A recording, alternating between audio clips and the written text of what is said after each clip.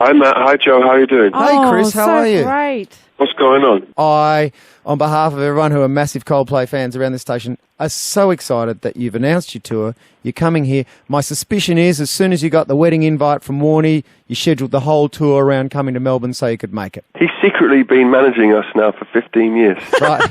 Right. Nobody knows it, but he's secretly a musical tactician. Is that Well, right? And he just takes all the heat on your Yeah. behalf, all these scandals, these smoking, these texts. It's really All been the about- scandals, that was all us, really.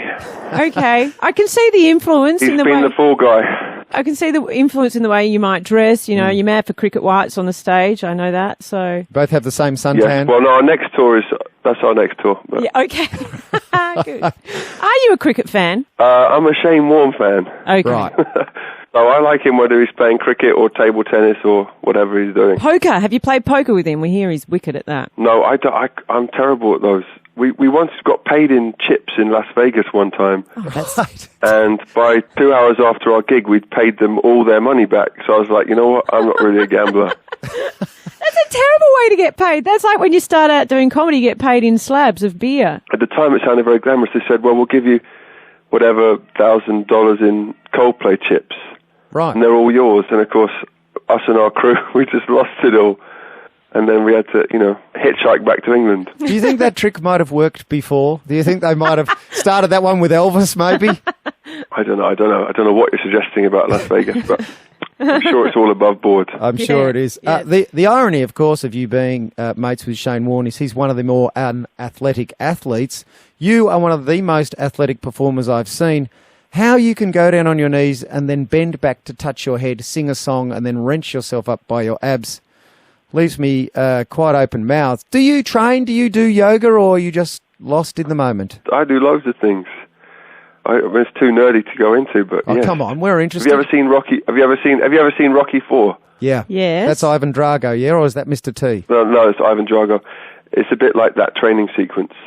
That's every day for me. Of course it is. Wow. I'm joking, but Chris, for me personally, and everyone has a personal story attached to music, but each one of my children was sort of born to a Coldplay album, and they've all got their own song, all capable of reducing me to tears.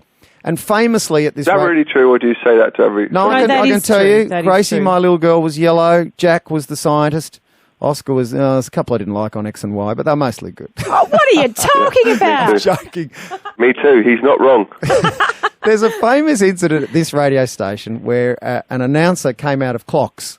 We put a sort of tribute together, and he was inconsolable, sobbing, and he apologised and said, "I can't go on." I think he went into a commercial about hair replacement. But how do you feel as someone who writes songs about someone or for someone or very personal moments that people have an ownership that can bring them to tears? How do you feel about that? I've been learning recently that just to be comfortable with anybody's reaction to anything we do. I mean, I'm so aware with any song we do nowadays that some people love it, some people completely hate it, most people don't hear it. So I don't worry anymore. If someone comes up and says that song means a lot to me, then I accept it and I'm extremely grateful and happy. Whereas before I would not know how to take that in. Well, similarly, for me, Fix You is a very moving song and off the X and Y album. So, don't be too downtrodden about that one. That was the one. That was the one I liked. Yeah. But I read that you wrote that for Gwyneth when her father died, and I wondered, because I love the two of you as a couple.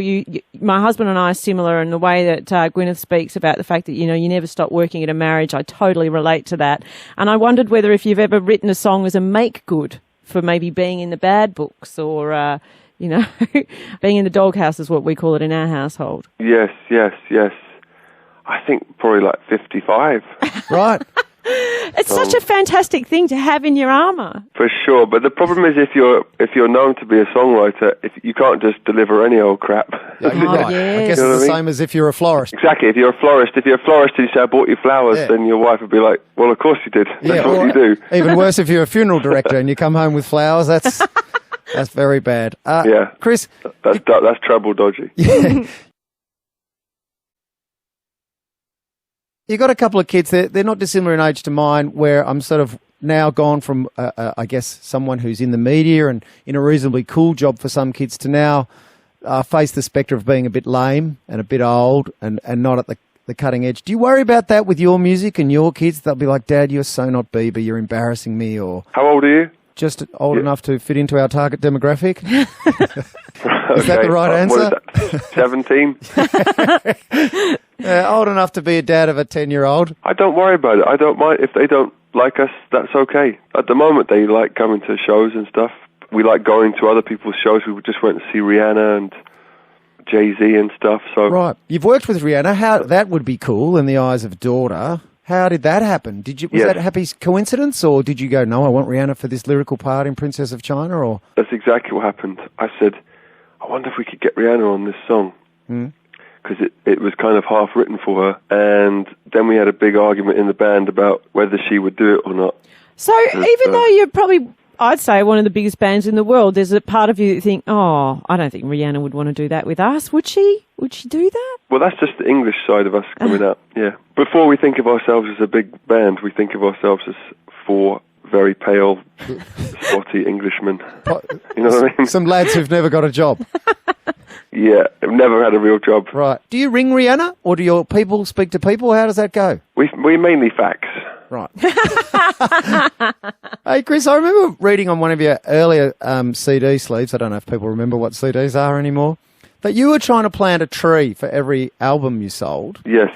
And you're around the 55 million in sales. Is that 55 million trees? One of those projects that we were involved with stopped, but another one did work. I think there's a lot of mango trees somewhere in India that Right. I think X and Y did.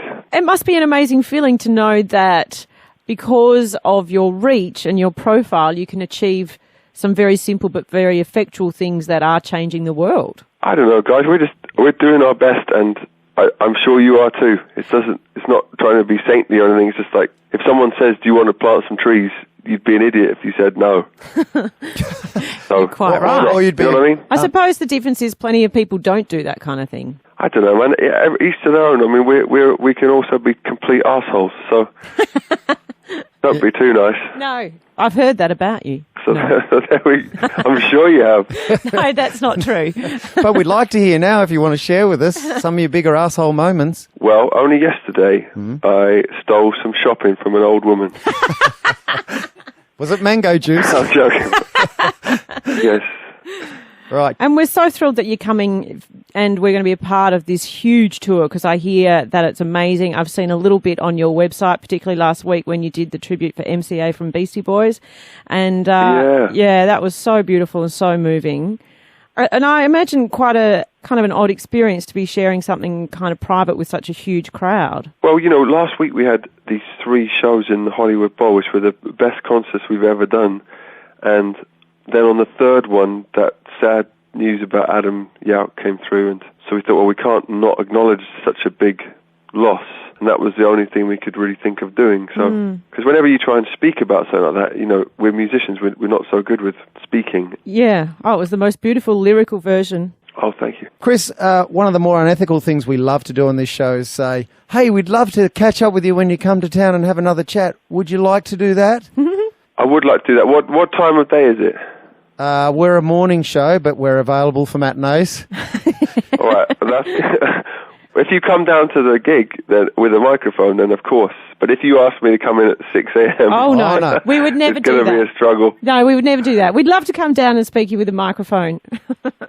Yeah, do it. Awesome. You're always welcome. That'd be great. Bring your kids and it'll be fun. Oh, Chris Martin, thank you so much. It's been lovely chatting to you. And could you just let your wife know that I subscribe to Goop, and every time I get her email, I have a little moment where I go, oh, I got another email from my best friend Gwynnie. So I love it. Okay. Tell her I'll that. let her know. All right. Thanks, Chris. All right. Thank you very much, guys. See you Take later. care. Bye. Thank you, guys, for speaking to me. Bye. Bye-bye. Bye.